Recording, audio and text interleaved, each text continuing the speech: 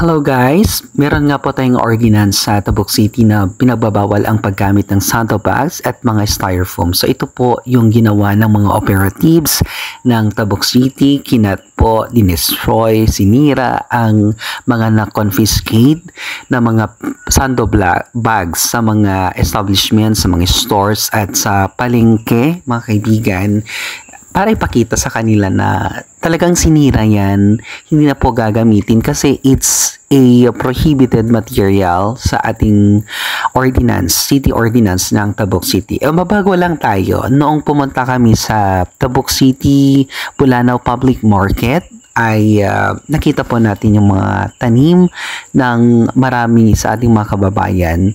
So, napansin natin na yung ilan sa ating mga vendors ay talagang they're trying their best to sell their produce sa palengke para sa ganun ay magkaroon naman po sila ng kita para po sa kanilang family. So, if you want to buy sa palengke, napakaraming mga products, especially sa Bulanao and Dagupan Public Market.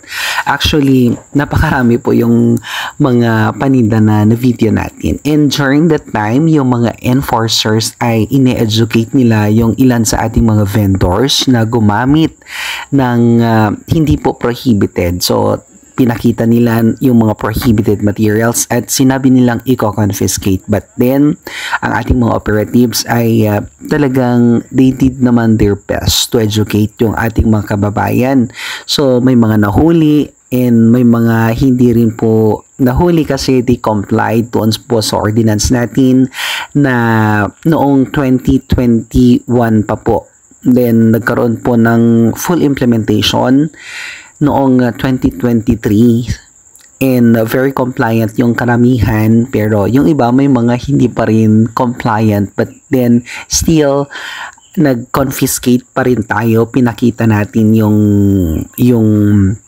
proper way how to dispose. Yung iba or lahat ay ipupunta doon sa sanitary landfill ng Tabuk City, mga kaibigan. So ito po yung Bulanao Public Market. Napakarami pong mga products. Kasama natin during that time ang Siposo at ang Sendro and of course ang Kapulisan and City Public Information Office.